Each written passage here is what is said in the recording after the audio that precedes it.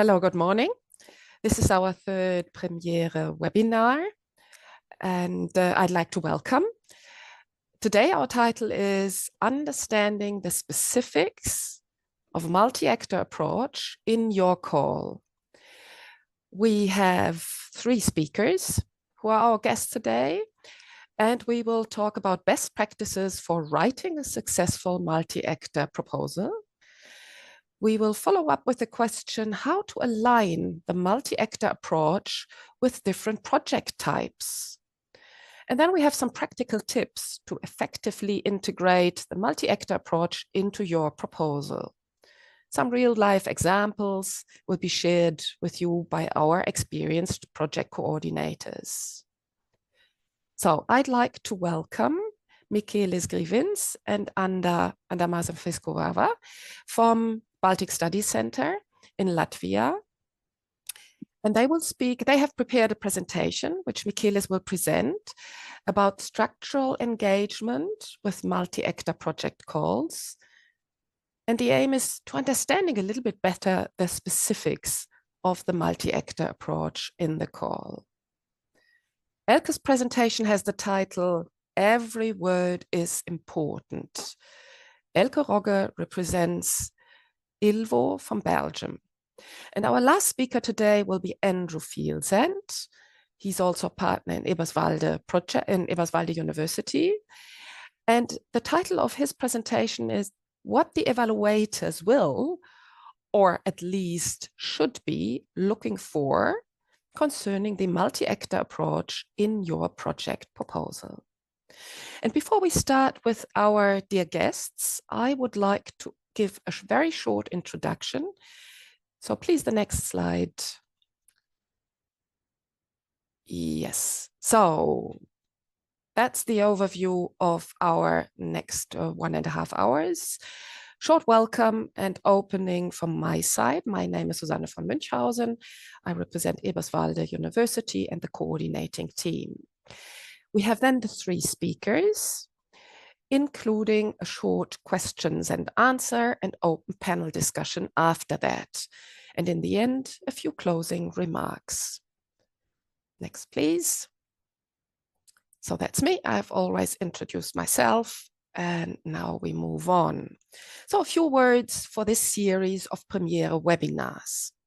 The webinars provide information about multi-actor specificities for those engaging in multi-actor project proposals. We address general aspects crucial for proposal writing. That's what you might think when you follow our webinars. However, we aim to take a particular focus on the multi-actor requirements and what needs to be taken into account when these requirements are taken seriously, in particular for the presentation, preparation, and interpretation of the call topic text. So let's move on. Short, very few words about Premiere. It is a coordination and support action, and that might be relevant because we will hear more about the different types of projects in this webinar today. We are also a multi-actor project, which consists of 15 diverse organizations from across Europe, based in 12 EU member states. Coordinator is Eberswalde University in northeastern Germany. We started in 2003 and we will end in December 27. So we have quite a little bit of time to provide support and develop material for proposal developers. It's around €5 million project.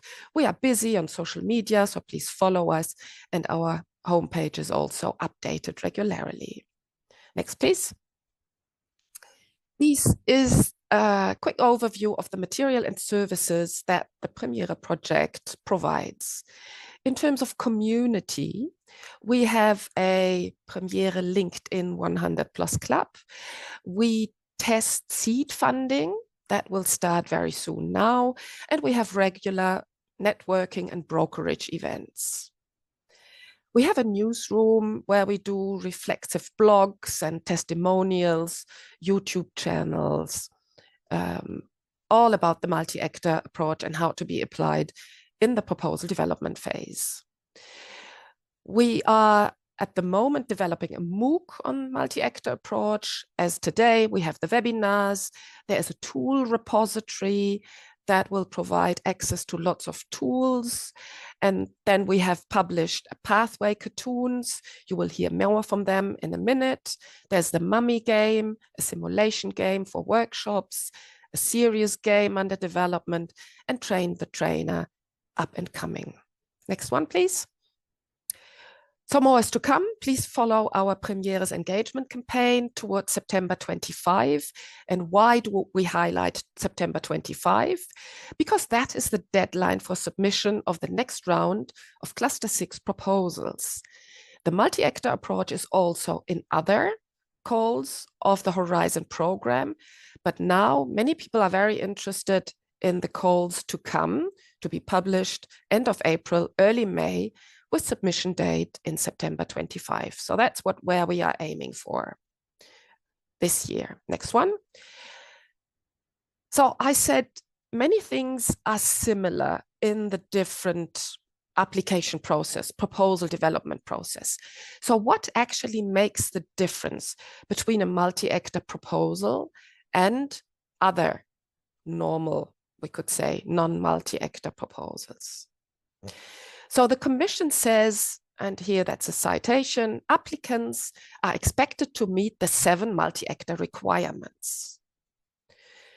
So each multi-actor proposal needs to explain how the objectives of the proposal target the user's needs, which challenges and opportunities from practice need to drive the specific objectives, and they need to drive the methodology as well as the pathways to impact shown in the proposal.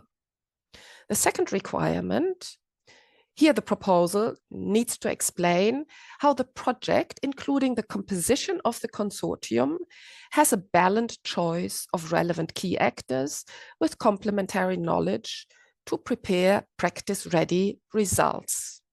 Our webinar number 2 focused on this particular issue. And then the third requirement asked the proposal developers to explain how existing practices and tacit knowledge will be used with a sufficient number of knowledge exchange activities. And number 4 is multi-actor projects need an engagement process that is properly facilitated.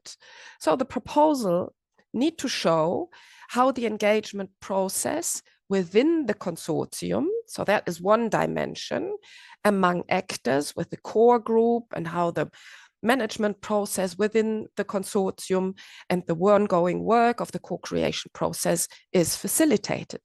And then the other dimension of this point is how our stakeholder engagement activities are facilitated with workshops, platforms, and so on and so forth. So these 2 elements of facilitation need to be documented in the multi-actor proposal. And then number 5, next one. The projects need to show how the development, the new work program, and the idea of that is what is going to be developed in the project, complements existing research and best practices. So this is very common also in classic research project proposals. They also need to show how the project goes beyond state of the art. But in multi-actor projects, this state of the art and how the project goes beyond this needs also to refer to good practices. And then number 6, the proposal need to show how activities result in practical and ready-to-use knowledge, tools, products that are easily accessible for practitioners. And then the last one, the proposal needs to show how these outputs will feed into the existing dissemination channels most consulted by the users in the regions, in the different countries, and in the different sectors. So for example, that could be the WhatsApp group used by the farmers union in a certain country, or a Facebook group of local firefighters, or the YouTube channel of drone users, and so on and so forth. So all this needs to be shown in the proposal. And then next one. So what we did, and I gave a longer presentation on this in the brokerage event, the presentation is also available, is we made an analysis of the incorporation of the multi-actor requirements in the draft Cluster 6 call topics 2025. So note, this is all based on drafts because the publication of the final call topics is not yet available. However, what we did, and Michaelis will refer to this, and that's why I explained very briefly the methodology, we had a look at the draft work program, then identified the different introductions to the different chapters after, so that's the different, I jumped for the second one. So the first one is the analysis of the introduction of the work program. There are the 7 multi-actor requirements.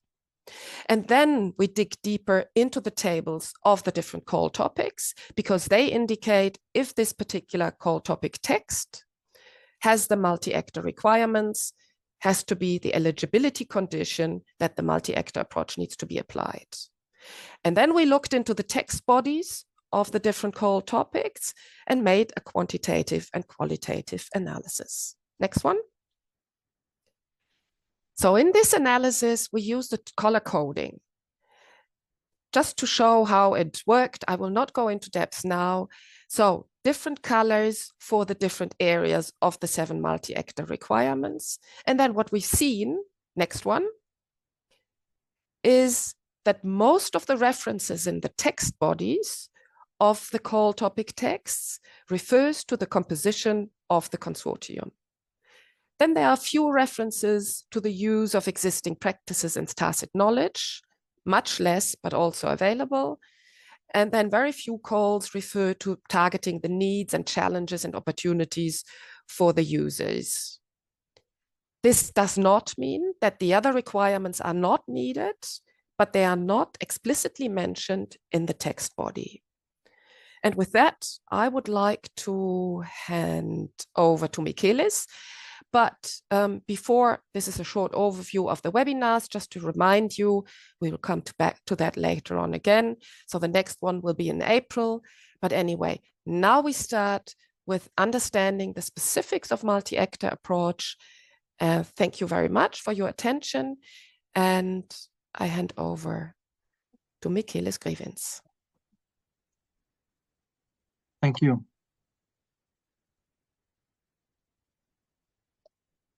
So first of all, thank you for having me. My name is Michaelis Grivins. I'm here today with my colleague Anda Adamson-Viskovica, and we will be giving presentation titled Structural Engagement with Multi-Actor Approach Project Calls. So it is already a very complicated title for our presentation, but let me assure you that it's a simplified version, and Anda was brave enough to delete the second line. Initially, the title was much more longer. What we are trying to do in this presentation is to give some first overview of our ongoing work, where we are trying to find interlinkages between different types of Horizon Europe project calls and the ways how people can introduce multi-actor approach in their proposal. Or to rephrase, if we know that multi-actor approach is very sensitive to particular actors that you can engage or particular outcomes that you are seeking in your project, and we know that these project types presupposes different actors on different outcomes, then we can assume that there are some better ways how you structure multi-actor approach for each of these types that are available in Horizon Europe funding program. So when I talk about the project types, what I mean are these 3 types that are listed in Horizon Europe program. First of them being research and innovation action, which typically focuses on developing new knowledge. And it presupposes relatively low. Sorry, something happened to my computer. Just a second. So it focuses on generating new knowledge, and in general, although it says that it expects the technological readiness level is so one of the criteria, in general, the expected technological readiness level is low, sort of it's not exceeding the level 6, and the funding rate is 100%. Innovation action, so it primarily focuses on new solutions. And so obviously for this particular type, the technological readiness level expected from the outputs is higher. It reached the level 8. And the major difference is that the funding rate for commercial bodies is substantially lower. It's just 70%. And finally, there is coordination and support action, which primarily focuses on knowledge exchange and networking and policy impact. For obvious reason, technological readiness level is not really a way how to talk about this particular type. The funding rate here is again 100%. And then if you look deeper, there are sort of this particular type is much more complex maybe than other types because there are wider deviations depending on which groups are targeted and what objectives are maybe set for these groups. But this is a separate conversation. Unfortunately, we don't have much time to actually engage in this particular aspect. So I think by now nobody have to be convinced regarding the fact that a multi-actor approach is a force to reckon with in these Horizon Europe Cluster 6 calls. So the impact of this particular way of thinking is just growing. However, what maybe is not stressed so often that this impact of multi-actor approach thinking is prevalent across all three types of these major types of project calls. So during the last decade, we have had more than 215 RIAs with this particular request, more than 100 coordination and support actions, and more than 70 innovation actions. So what we know from other studies regarding multi-actor approach, that if I might use my own terminologies, and it could be interpreted as a great amplifier. Basically, what it means is that if in your call you have particular knowledge that is needed, or particular sort of challenge, or particular sort of alignment of actors, what we see once we put on top of that multi-actor approach, immediately all of these challenges or sort of the tasks become more prominent, and you have to engage with them, so allocate more time for those and have to be more vigilant on how you play out those. The second thing is, while so there has been this push towards multi-actor approach, there remains in Horizon Europe calls this very prominent component of academic thinking. Namely, in the part of excellence, there in proposals, there is still this argument that you need to present your idea in a very particular way. And thus, on the one hand, proposals are expected to present this multi-actor approach way and show how it will be implemented on the project. On the other hand, proposals are also expected to show this thinking that aligns with academic discourse, which might be quite challenging at times. Looking at what's happening now, and Suzanne partly already sort of indicated this, so our analysis looking at the forthcoming call, which has to be taken with a grain of salt, because while the program has been leaked, the official program will be announced only in May. But we already see that multi-actor approach still plays a very prominent role in this program, and we already see that 30 topics, which is a little bit less than 40% of the calls, have this multi-actor approach as eligibility condition, and for additional 9 topics, it is strongly encouraged that multi-actor approach is used. So based on that, there is this obvious questions of how do you adopt multi-actor approach for each of these 3 types. As I said, we are very much in the middle of our analysis what to do with that, and everything that we say is still sort of work in progress. But what we can say already is that if you look at research and innovation action, it's mainly sort of engaging different end users across all the stages of research implementation, which means that you are co-creating your research questions and then you are implementing your research together with end users. So we are highlighting participatory research methods as one of the ways how to do it, but of course, sort of practice shows that there are very many ways how to do it. One thing that we very clearly see is where people who are putting together these proposals need to pay attention is to find structured ways how to ensure that there are these knowledge exchange mechanisms, particularly because so this particular type has this higher opportunity for knowledge difference on how people frame their knowledge and what knowledge they are bringing to the table when they are joining the project. So innovation action, as I said before, it's about new solutions. And in general, when we sort of see how different actors are engaged in these projects, it's related to continuous engagement in following up on how these solutions can be used in real life settings. Basically, it's piloting and testing, and then also improving the capacities and knowledge of the potential end users so that they could benefit from these novel solutions. And then when it comes to coordination and support actions, it's mainly about building knowledge hubs and so bringing different actors together and helping these actors to circulate best practices, best practices, and ensure that these networks benefit from that. And on the other hand, coordination support action also tends to benefit from the fact that they are bringing these different experts in one network and use that to maybe facilitate some policy impacts.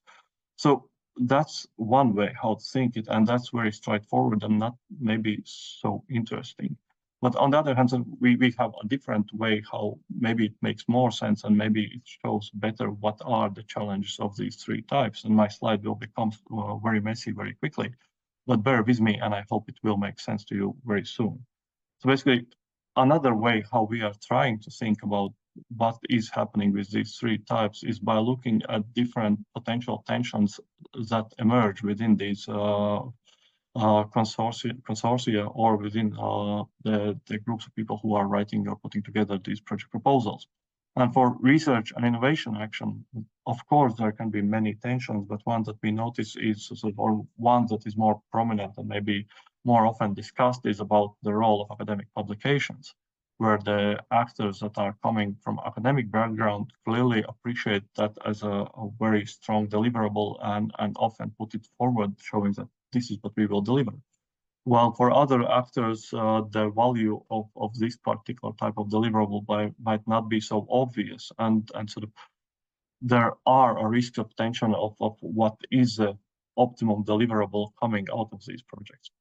For innovation action, it's getting back to the question of the funding rate that is allocated for different types of partners. Since commercial partners are receiving 70%, what might end up happening is that there are some greater expectations regarding who will own the intellectual property rights after the project. And this again might cause some tensions there. And for coordination and support action, it's about sort of how to balance this knowledge production and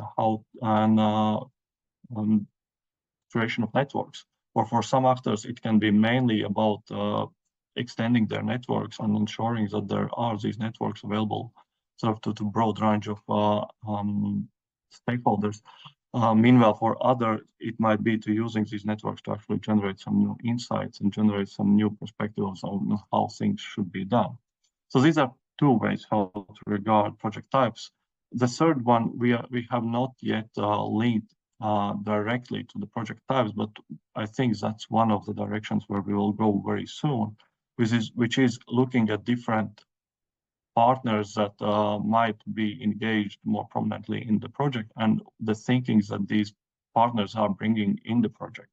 And so we know from the research that we have done in Premier is that civic society thinking about actors often putting in the center real impact rather than producing deliverables, present a completely different perspective from that's coming from researchers who sort of are thinking about a different type of deliverables, but also about academic integrity and about particular way how to think about things which might not sit well with other actors. On the other hand, we see that policymakers require a lot of time to make decisions because quite often it's tied to particular structures in the background that the project might not see. And then for industry, probably doesn't come as a surprise to anybody. There is a constant question of what benefit it brings for the particular enterprise that might be joining or particular actors that's joining. And these, of course, again, if you keep in mind the different ways how people are thinking, that might help you to understand how to structure the different types of project proposals that you are working with. We don't immediately have a silver bullet that would help to overcome all the challenges that you might face. However, what our research is pointing to is that often, even if you don't have this silver bullet, the thing that saves you is a strong coordinator or strong coordination. And then again, in our work, what we see is that basically different partners from various consortia stress that if the consortium have a strong leadership at the center of all the activities that are conducted, that might sort of align all the different issues that our consortium is facing. And sort of, if I, at the beginning of this presentation said that multi-actor approach is this great amplifiers and project coordinator is sort of these great mitigators that can sort of correct the trajectory and maybe counteract and resolve the challenges that are created by multi-actor approach. With that being said, I have one more slide left, and this is basically reference to some of the deliverables that we have produced in the Premier project. More particularly, these are pathways on how one can come up with a multi-actor approach project proposal. These pathways are not yet linked to particular types, but I imagine that might be one of the next steps that we will look more closely to these different pathways and think how they are, sort of which of the pathways might be more prominent in particular type. But even if it's not linked immediately with this particular thinking, I think if you will go to the website indicated in the middle of the slide, you will find that there are some healthy and helpful tips on how to think about your proposal and research types, and research project types in general. So with that being said, I thank you for listening to me and pass floor to the next speaker. Thank you.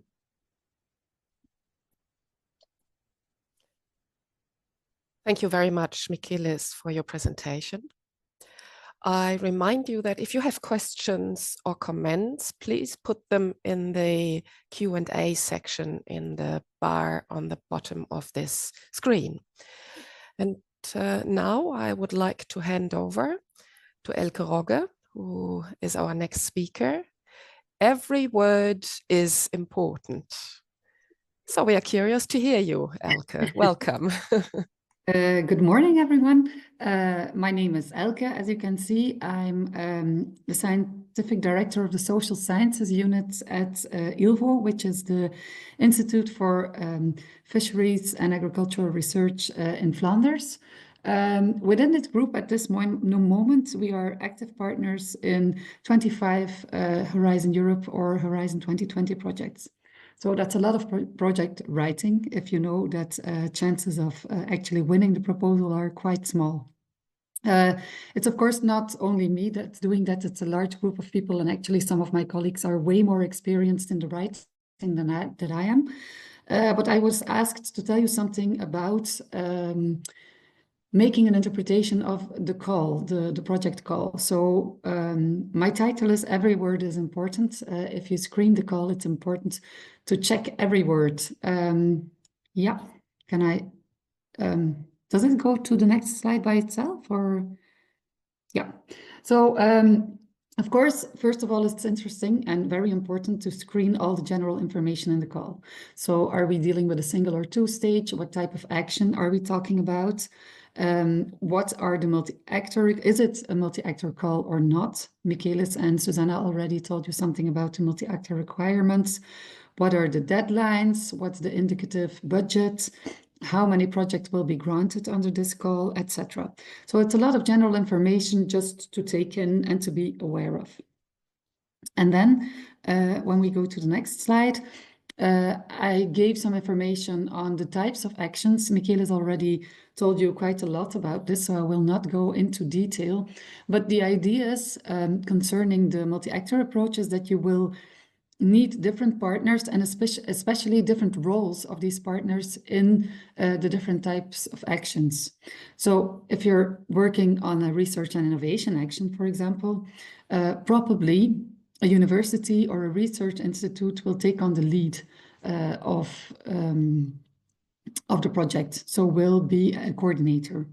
Whereas in, for example, CSA, so coordination and support action, that isn't really a necessity. So here in this type of action, the idea is mainly to focus on research and to establish new knowledge, staying in the lower TRL levels. But here again, if we're talking about a multi-actor approach, it's still important to involve all the other types of actors, industry, SMEs, public authorities, and also nonprofit organizations or NGOs. When we are going to the next slide, to the innovation action, the idea is more to develop prototypes of product, services, or processes.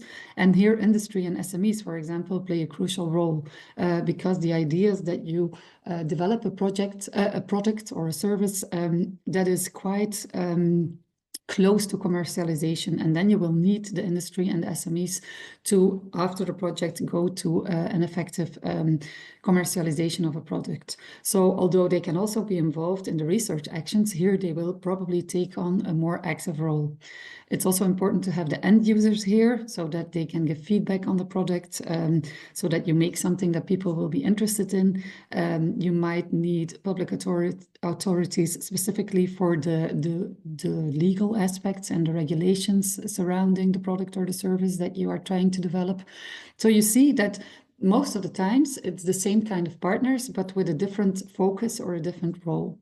And then in the last type of action, we have the coordination and support actions. There, the focus is on standardization, dissemination, awareness raising, communication, networking. So actually existing knowledge, trying to spread and implement existing knowledge. So here again, you might need the research organizations so that they can provide the expertise that they already have. But focus of these types of projects is not on developing new knowledge, so not on developing new research. Here again, industry might be interesting to involve if you're talking about standardization, for example, across different EU countries. You might need policymakers and NGOs. They can have an interesting role in awareness raising and things like this. Okay, every word is important. I'm just going to tell you some things that we often do, that we have as a common practice within our institute. And I know that everybody handles this in a different way. So just some things how we do it, and then you can see whether you find them useful or not. So first of all, you have the scope of the call in which the commission itself, they write the challenge that they want to focus on. And often the direction of the solution is already given in this description. And here what we find interesting, if it's possible, is to look whether you can see on which documents they have based their calls.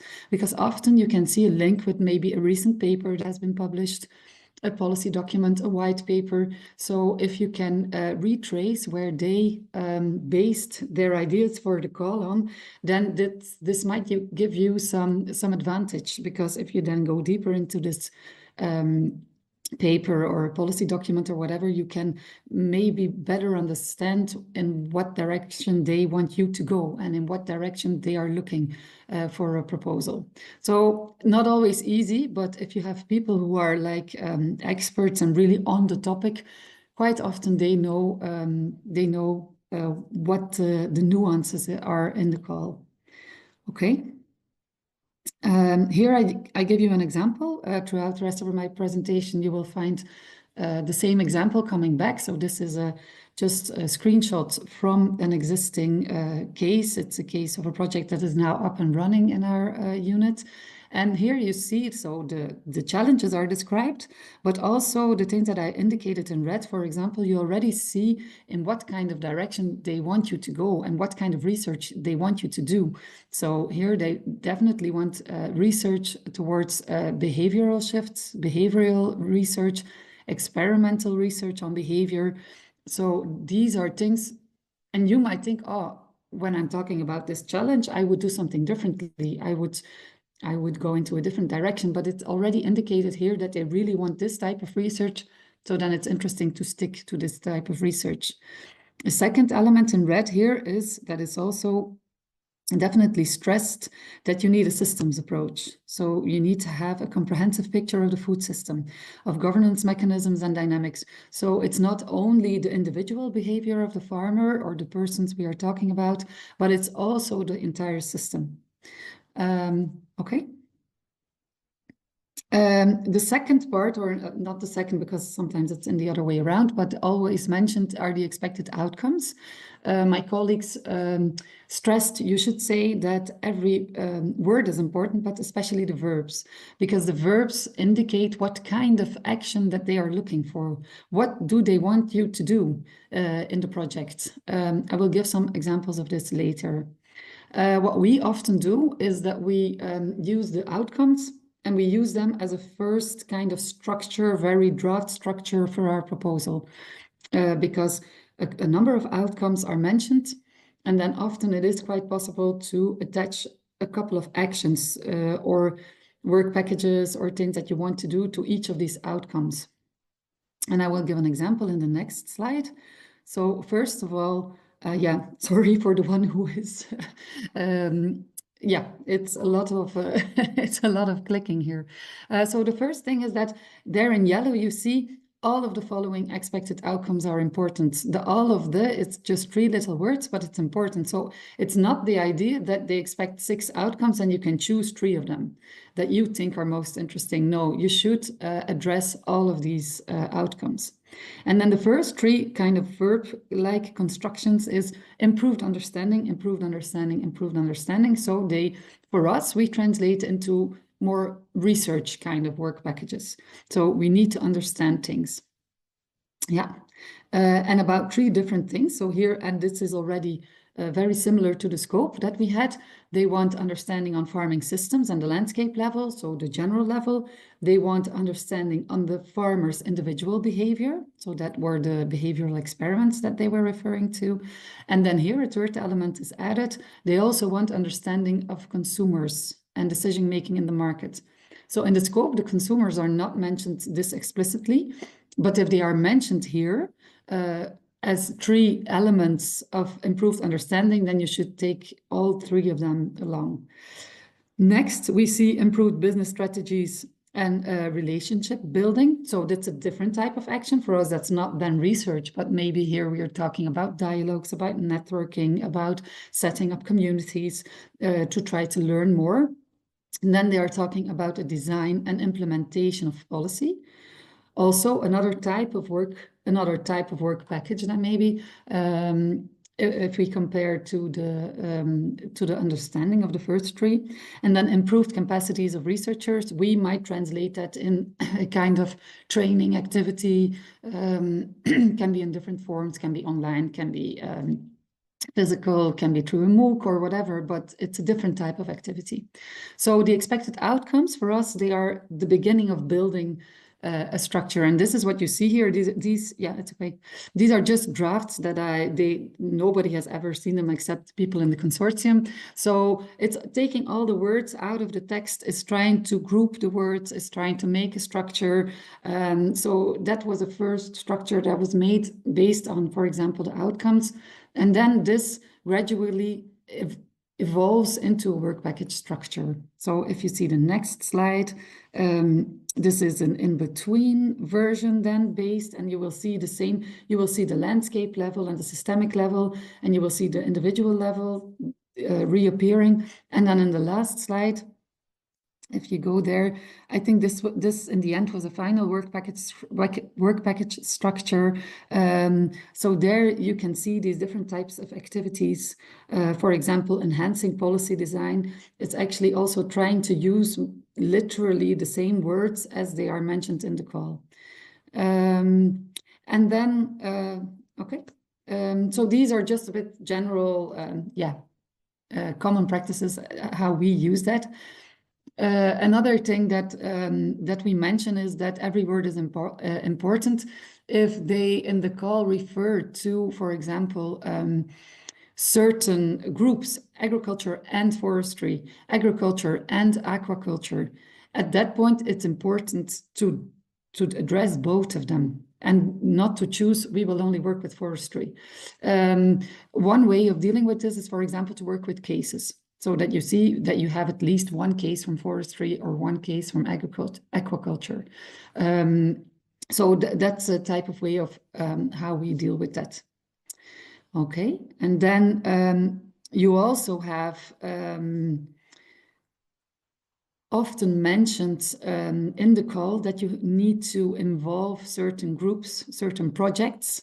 I have it here in the slide. It's mentioned, for example, you need to collaborate with the projects funded under another call. And in this time, it's important to try to involve them, to try to engage with them. If the project is already up and running, because it's a project from a previous call, then we always try to find a partner who is in that project who can also be part of the consortium for the new call. Of course, when it's simultaneously, you will never know who will win the call in the other and for the other project call. So then it might be a bit difficult. Here again, we also try to cooperate if it's indicated, for example, the JRC, etc. Then it's important that you reach out to them.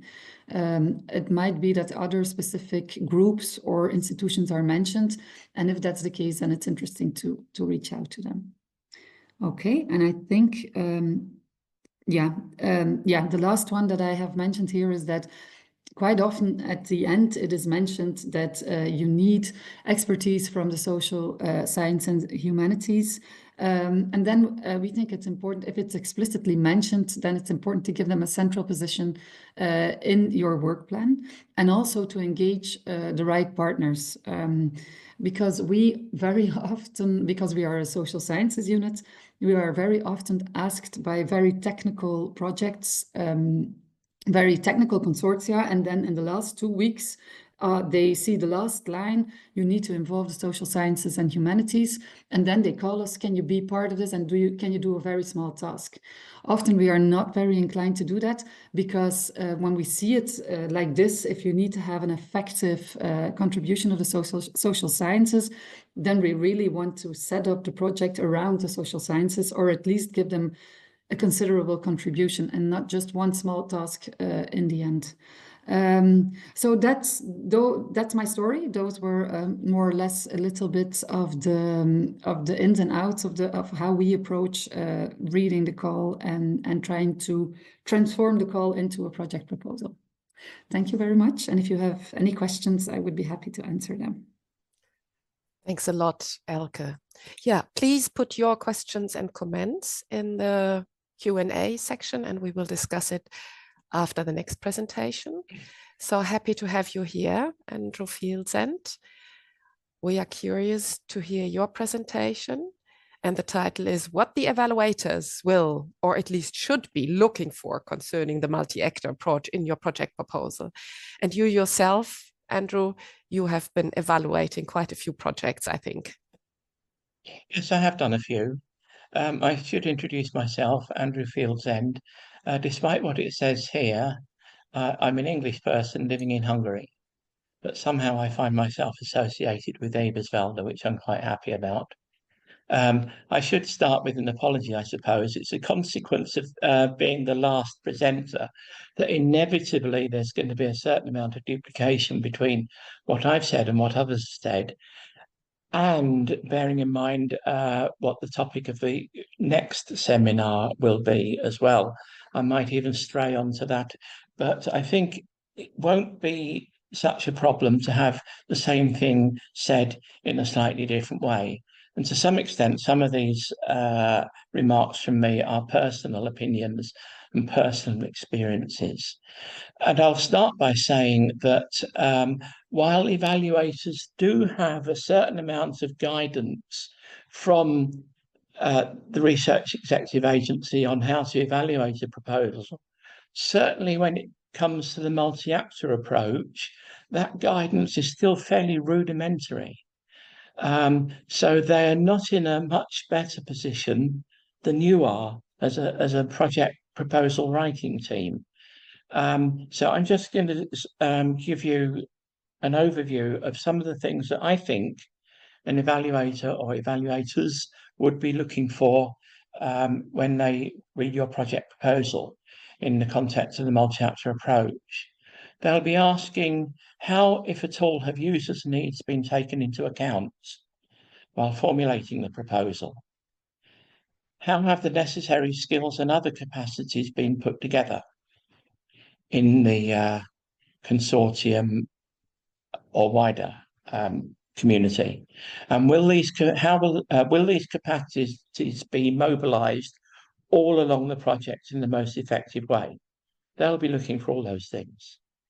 Then they will ask, has the consortium given sufficient thought on how to tailor outreach activities to the needs of different groups of stakeholders to ensure their constant input into the co-creation process and to maximize awareness and take-up of the innovation by prospective users both during and after the project? Now, as I've already mentioned, some of those points have been touched on already. I'll start, though, with a small observation on terminology, personal opinion. I rather prefer the term knowledge sharing rather than knowledge exchange.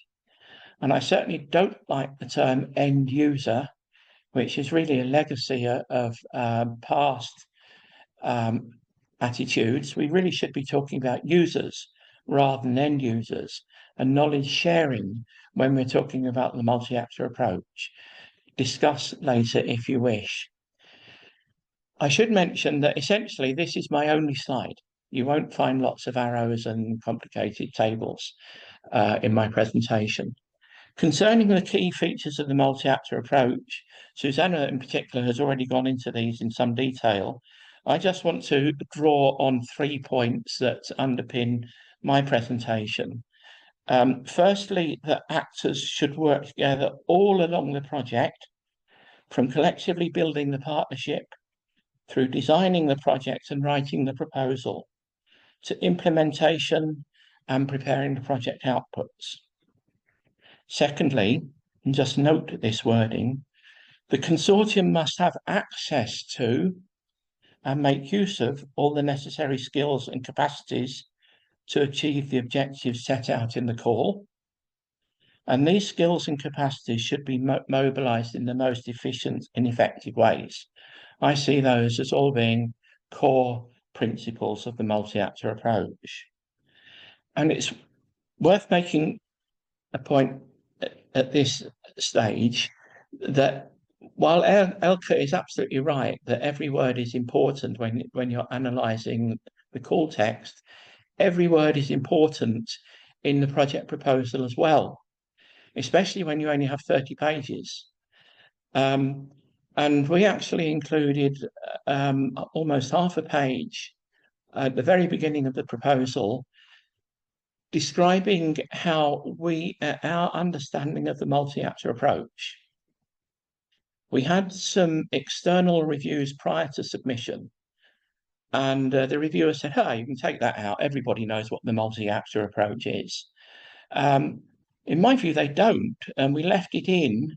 And I'm pleased to say that the reviewers, the official reviewers, did start by saying that the proposal demonstrated a good understanding of the background of the call and the issues addressed by the topic.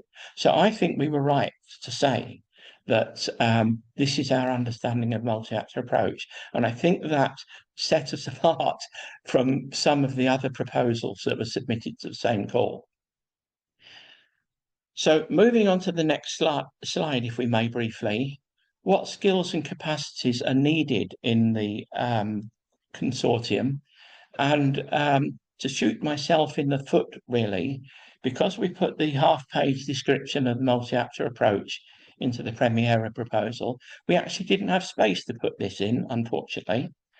But this was our exercise of going through the call text word by word and identifying all the capacities that we felt were necessary to deliver the proposed programme of work effectively. And I won't go through them all point by point, but certain issues related to policy and theory, not least a clear understanding of the multi-actor approach within the consortium. You can read these at your leisure. Moving on, though, to the next point, that networks, the partners' networks, are very, very important indeed. For example, to have an established relationship with the SCAR-ACCA Strategic Working Group, links with policymakers, links with practitioners, and so on. In terms of attitude, we're looking for willingness to deliver the project to a high standard. Direct implementation or of experience of implementing the multi-actor approach was something that we were able to point to within the consortium as well. In terms of actors' resources, capacity to be involved in proposal preparation, a capacity to be involved in implementation. I'll come back to those things later because they are important. And then a whole series of capacities that were really quite specific to the call text for Premiera, such as managing or using seed funding. And then finally, concerning outputs, a broad range of capacities to prepare everything from academic publications at one end of the scale through to practice abstracts at the other end of the scale. So we felt that we needed to tick all those boxes. And my feeling is that we did manage to do that. You may well want to do something similar when you're preparing your project proposal. So if we can go back. So who are the users? Well, hopefully the call text will give you some clear indication of who the expected users of the output of the project activities will be. But have you then defined them in the project proposal? I think it's important that you do that. Bear in mind that although in a lot of the EU documentation, there's a strong emphasis on farmers and farmers' organisations and perhaps on farm advisory organisations, they're not necessarily the most important groups of users for your particular topic. How have users' needs been identified? This is when you're formulating the call, when you're formulating the project proposal. Now, again, the call text may give you some suggestions on how you can go about identifying the needs of users. I do have various thoughts on that. And I'll start with the example of a superb Chagas project proposal, and I've forgotten both the acronym and the call topic, so I'm not giving away anything that's secret here, but it really was brilliant. And I was one of the evaluators. I immediately gave it 15 out of 15, and all the other evaluators did again, and needless to say, it secured the funding. And what they actually did was to conduct a series of user consultations prior to submitting the project proposal. And those consultations informed the detail of the proposed work. And that's the sort of thing maybe that the EU is looking for. But it's not that simple, because with the Premiera proposal, where the SCARAC Strategic Working Group is one of the major groups of users or potential beneficiaries of the outputs of Premiera. We should have gone to the SCARAC Strategic Working Group while writing the project proposal and said, we're thinking of doing this and we're thinking of doing that, and what's your opinion? Right, yeah. You know, there were probably prospective partners of other competing consortia in the SCARAC working group. So there was no way we were in a position to share our ideas with that group, even although theoretically we should have done. And what you will find often is that reality collides with theory, and you can't necessarily do it in the so-called ideal way. But just bear in mind that your consortium hasn't been parachuted in from Mars. Don't tell me that you don't already know something about the necessary requirements of prospective users. And quite honestly, if you don't, you shouldn't be participating in a consortium for that particular call anyway. And what we argued in Premiera was that we already had an extensive understanding of the needs of users, especially through the work that we'd previously done in Liaison. But of course, other partners that came into Premiera from other projects had contributed their own experience of users' needs from their previous work. So we emphasized that we had a clear understanding of users' needs without necessarily doing the kinds of user consultations that maybe the evaluators would be looking for. And the evaluators seem to be happy with that approach that we adopted there. So how well have users been or will be involved in the project? This is where this access to necessary skills and capacities comes in, because I would argue that it's not possible, despite what the EU calls for, to include all skills and competencies in the consortium. We would need to include every member of the SCARAC working group in the consortium to have all the necessary skills and capacities. Clearly not practical. Also, there are many user groups, and particularly individuals, who are not interested in being part of a consortium or don't have the capacity to be partners in the consortium. They don't have the administrative skills to manage being a partner in a funding program that years ago was originally designed for research organizations such as universities, with all the administrative requirements that universities can cope with, but maybe smaller organizations can't. Be also aware, as Elke, I think, emphasized, that different users or different actors will have contrasting motivations for being involved in the project. And that could lead to conflicts later in the delivery of the work. So you do have to ask, is it right to have the actor concerned actually within the consortium? Bear in mind, of course, that the motivation of the organization may be different from the motivation of the individual. For many organizations, quite honestly, it's a case of we need the money. Nonetheless, for the individuals involved, they are probably far more interested in identifying the outputs from the work planned and from working together with other organizations, with other persons. And I think you need to probably pay more attention to the chemistry of the individuals in the team, or certainly as much attention as to the profile of the organizations that are in the consortium. Be also aware, as I think Elke mentioned, that some partners have legitimate limitations on how open they can be. You know, the theory is that everybody shares everything all along the project.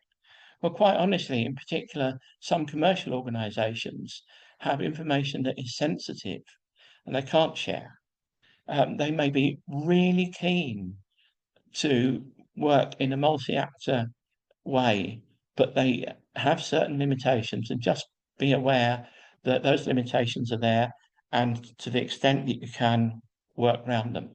So if you can't involve everybody in the consortium, how do you solve this?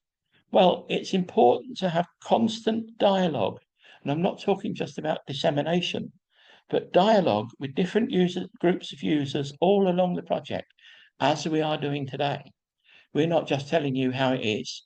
You know, Susanna is constantly asking for feedback from you, which we've fed into the further development of the Premiera programme of work. So there is now constant dialogue between Premiera and the Strategic Working Group. And you have to bear in mind that there is no one size all fits methodology for this dialogue. So what works with a strategic working group would not work with different types of users. So in Premiera, there are, again, as Susanna mentioned in one of her earlier slides, there's a broad range of user engagement tools being employed by the project, with special attention being made to get in touch with harder to reach groups. And the diverse networks of the consortium partners, which I emphasized earlier on in my presentation, is a very, very important tool for reaching the various users that you want to contribute to the work and to run with the outputs once the work programme concludes. So how are these skills and competencies going to be mobilised efficiently? Well, you must appreciate that if you're going to have different skills and competencies in the consortium, then you can't have these different actors all doing the same thing. So a simple example, you would probably have the academic actors taking the lead on writing the scientific papers for impact factor journals. You would probably have the practice partners taking the lead on writing how-to guides and similar user-focused outputs such as those. So just bear in mind that the evaluator will be looking to see how you have maximized the various different skills and capacities that you've involved in the consortium and in this larger periphery of engaged stakeholders. Sorry, a very long word. Hopefully somebody will come up, somebody will come up with a simpler term at some point. So finally, how will the user take up be optimized? You need to demonstrate that the project will have a lasting impact. So it's no good just coming up with some useful outputs and then in the last few months of the project training some trainers and saying to them, okay guys, we'll leave it to you now, you can take it from here. What we're doing in Premiera is actually training the trainers at a very early stage or relatively early stage in the work plan or work program. And then we're mentoring them while they go on and train their own cohorts of trainees. And we feel that in that way, we will achieve a much greater penetration amongst users and take up amongst users of the project outputs. Don't forget as well that the outputs and the impact doesn't finish when the funding finishes. We are still publishing papers in impact factor journals from Liaison 3 years after the funding finished. And bear in mind, going back to this being parachuted in from Mars observation, that when Premiere is finished, no doubt the consortium partners, as Susanna's already implied, will then either as a group or separately take the expertise and the understanding of users' needs that they've accumulated and build on that further in further projects and further activities. So that's it from me. I think I've probably used up my 15 minutes. I hope that some of that is helpful and complements what's been said previously. Thank you.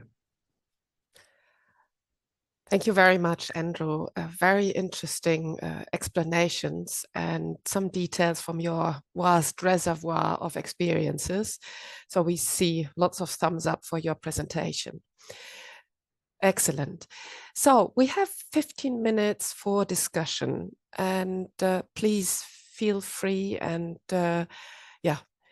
enter more questions into the chat or into the Q&A. I think, Bernardo, we don't have anything in the Q&A. We just have one question from Bojena in the chat. Is that correct? Yes, correct. Yeah, it was about the activities shown more prominently. That was a question referring to Michaelis. Maybe you can stop sharing the screen because we will come up to the next presentation later on when we finish. Okay. So we can see more our panelists and can enter the discussion. Michaelis, what was more prominently in one type of project than in another one? Well, I tried to already explain to some extent in the chat that what I meant, sort of that there are in these types very clear focus on where you should put most of your attention. And clearly, sort of, if you are talking about research and innovation action, it will incorporate generating of new knowledge more prominently than innovation action, sort of, which has very clear different expectations. And if we know that multi-actor approach as such sort of reacts to these different outputs very differently, and then it makes sense that you really think about how you structure your multi-actor approach or the way how you implement it in your particular proposal, taking into consideration sort of these prominent directions where the project is expected to go. But that's sort of, I'm not sure, did I capture the question correctly?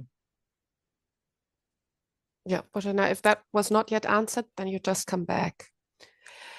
Andrew, when you were speaking, a question from the last brokerage event came up.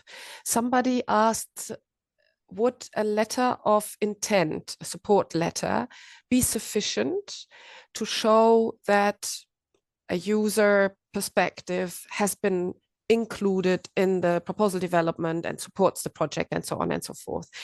And although we are focusing in Premiere project, and you mentioned the liaison project, which we worked on before, have dealt a lot with these actor versus stakeholder and user representatives involved in the core group in order to drive the work program and really feed into new developments and testing and so on and so forth.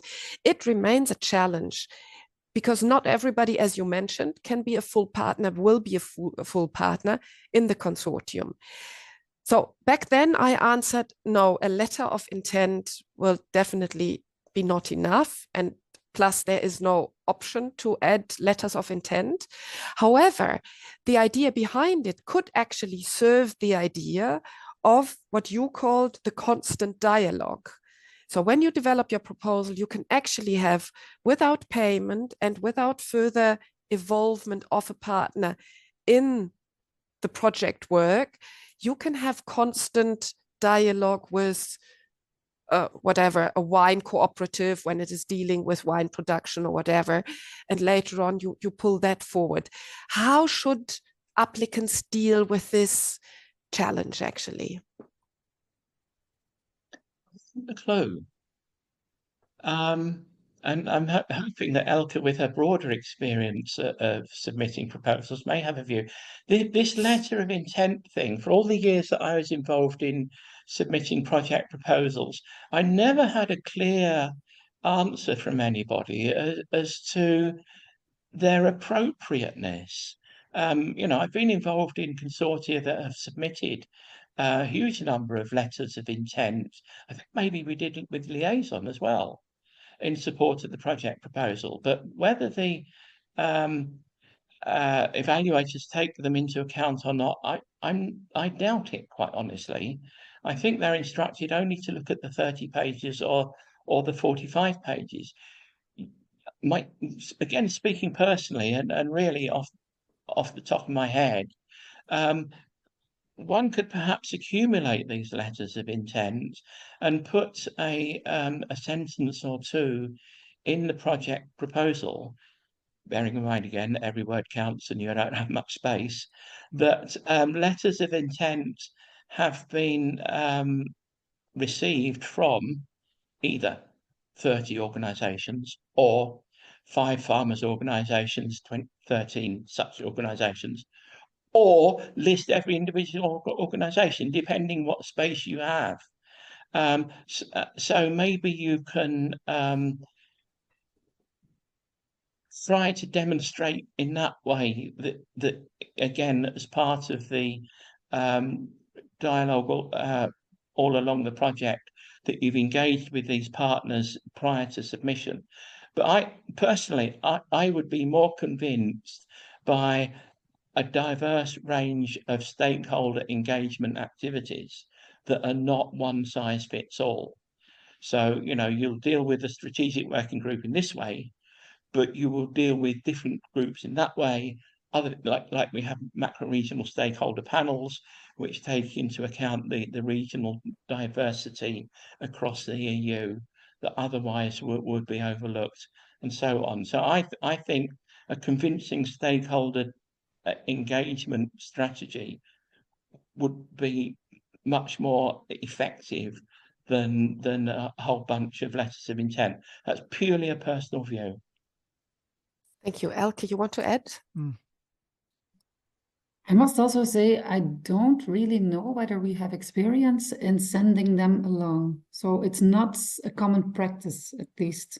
But I do agree with Andrew that I think having a stakeholder engagement strategy and structure in your project, a way of how to structure that involvement, is really important. And I think in very different projects, you find very different and very inspiring ways of how people are doing that. For example, in the Premiere, we have the 100+ LinkedIn Club. It's one way, a digital way of involving people. And one of a project that I was engaged with Michaelis, and Michaelis was the one who was leading this task. We had a network of ambassadors. We had 40 young people from Europe, and they came to all our project meetings, and they were involved there to shed their light on what we were doing. In other projects, people work with living labs, with external advisory boards. So there are lots of different ways of doing that. And it's a way of not involving everybody as a full partner, because that's not always possible. And people are not always interested in being a full partner in a project as well. But it is a way to keep them involved and especially to also get their input for what you're doing and whether they find it relevant or not for their activity in agriculture or food or wherever they are. Yeah, thank you. But we need to keep in mind that this is really about the stakeholder involvement, this constant dialogue, keeping the users in mind. And at the same time, the actors need to represent a group. So those really driving the core work, the proposal, and then later on the core work in the core group. Not everybody needs to be paid, could be also an advisor or so who is really closely related to the project. That is the actor in the multi-actor consortium. And related to that, Andrew, I have another question for you, because there is also this section of partner description on the system, actually, where you enter your researchers and then the achievements with these 5 boxes in the system. So this is independent from your 30 or 50 pages. But this is on the system. You enter the names, who has been allocated to the project and so on. And under these 5 achievements, usually scientific papers are added there for research projects. But would that be also First question, do evaluators look at those called achievements of the different organizations who are full partners in the project? And secondly, would it make sense to add here in this section of achievements also something like we have a practice research network with a group of 20 crop farmers ongoing since 10 years and working on these kind of questions. Did you see in your evaluation process that somebody used this section explicitly to emphasize, yes, we have the competences to facilitate multi-actor processes? This is in the part A, isn't it? Yes. I mean, it's some years actually since I've been involved. So, you know, getting old as I am, my memory fades. But yeah, I know what you're talking about. And again, I'll be a little bit controversial. And in my experience, say, no evaluator reads the part A's. And I think that's a big shame. And I think we had this discussion when we were putting together the Premiera project proposal, that we did see the potential of using the Part A as a resource to emphasize the diversity of capacities in the consortium. And I'm not sure to what extent we did that, whether we did it as well as we should have done. And quite honestly, even if we did, I don't think it would have had the impact that it should have done. And certainly when I've looked at some of the other, when I've done evaluations, looked at some of the other Part A's, they're pathetic, quite honestly. That they failed, totally failed to use that potential. So I think there is something there that maybe could be fed back into the Premiera work as a potential recommendation to the EU, that this exactly as you say, and as Elke said, with the 30 pages or 45 pages, every word being important, to use the Part A as an extra resource to get your message across. I came across this because I was reading for the explanations on the official portal of the European Union on open science and the evaluation of open science requirement. And one recommendation was to give evidence on how to use open science, open access to documents by putting your scientific research into this section A. So that's why I was triggered if we might be able to use this also for the multi-actor recommendations that we feed back to the Commission.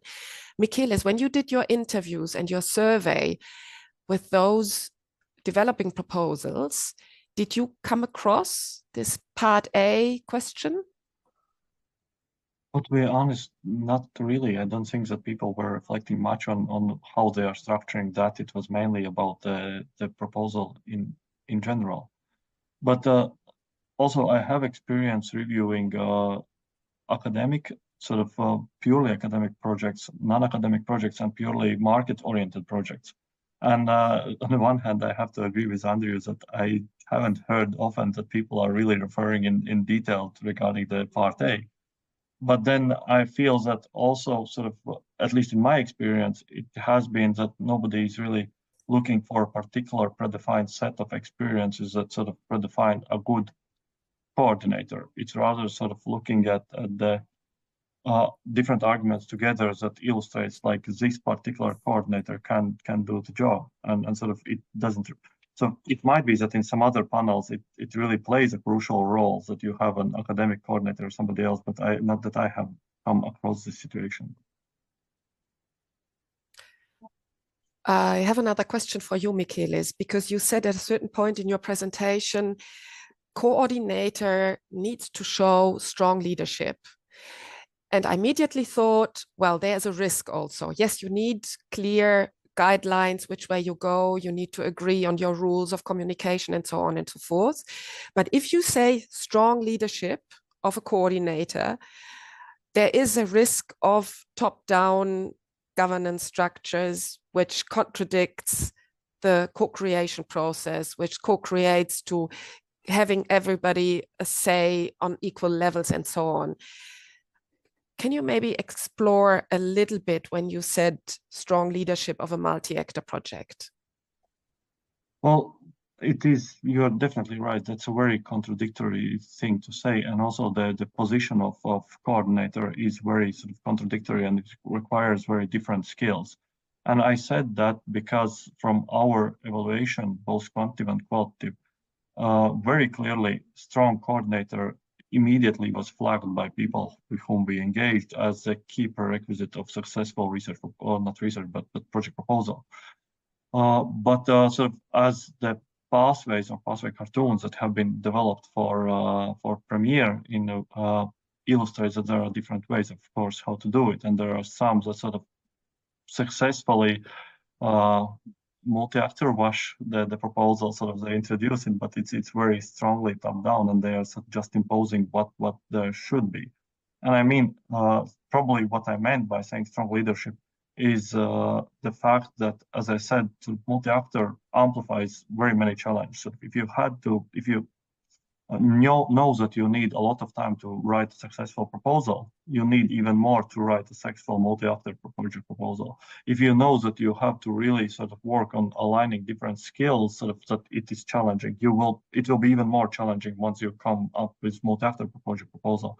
And sort of coordinator is the one sort of that has to deal with this complexity. Sort of it has to offer space for debate, but on the other hand, sort of have to have the instruments to move the proposal further and make sure that it is submitted at the end. And sort of the strong leadership implies both, that there is some decision making, clear structure, transparency, but also sort of that somebody is willing to listen and willing to pull together these different perspectives. Elke, you want to add to this?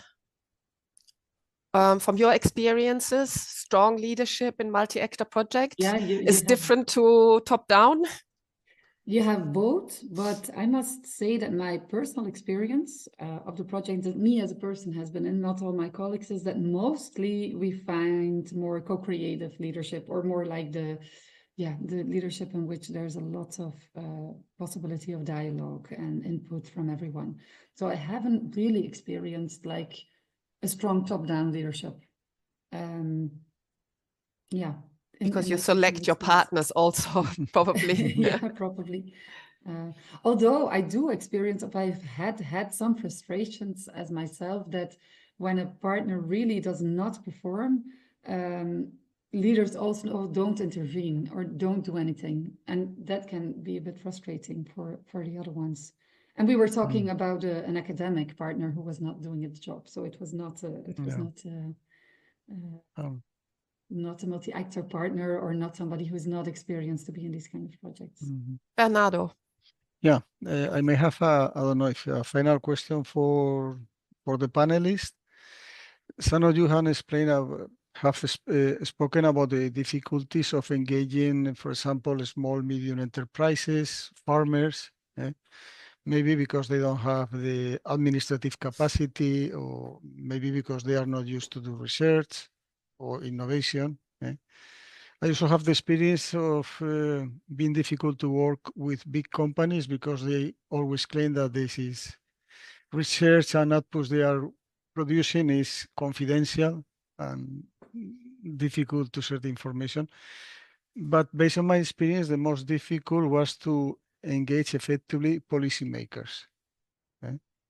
Because even if they like the proposals, later on they are very busy, or they don't have time to participate in the projects. For me, based on my experience, this was one of the most difficult engagements process. I don't know if you can say something or give some tips about how to work with these difficulties with policymakers. Elke, you have experiences? Yes and no. So yes, but now in one project that is dealing with nudging farmers towards more environmental practices, actually policy reached out to us and to the project. It's a European project, but it's Flemish policy reaching out to us to implement some nudges in their farmers need to, I don't know what you call it in English, but they need to get their payments. They need to register all sort of things in a portal as well.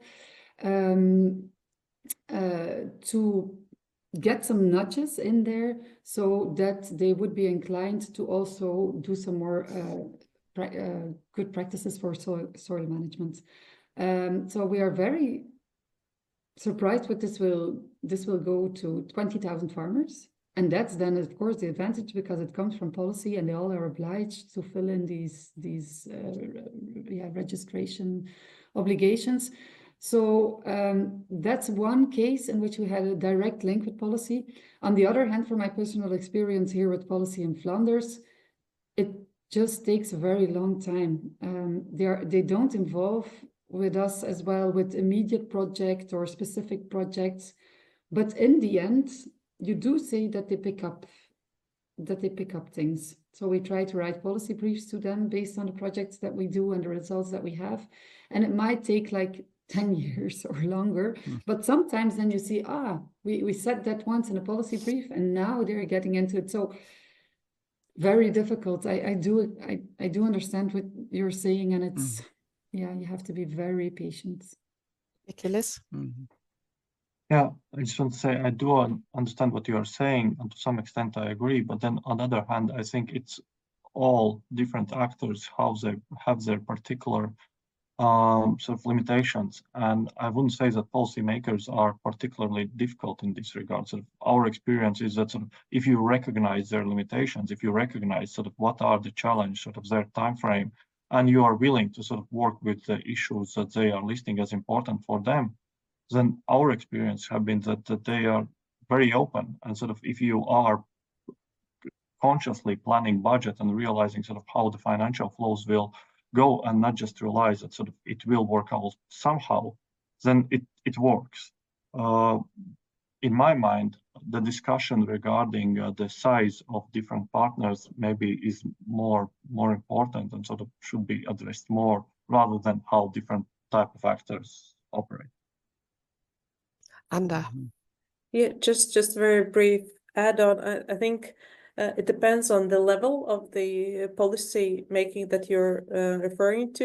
It might be more challenging at the national level, but I would suggest going for the local level and regional municipalities, because they have like a more grounded approach to their problems. And if the topic of the call or the proposal that you're developing aligns with the strategy of the local government or their orientation towards where they're heading, then I think it can nicely align with that. And again, I think it's also very much a question of individuals, because as we know, we're not working with organizations per se. We're working with people representing specific organizations, and it can make a huge difference whether it's an enthusiastic person coming in, or it's just someone taking the sort of the position, but without personal investment. So I think it's also very important to keep in mind.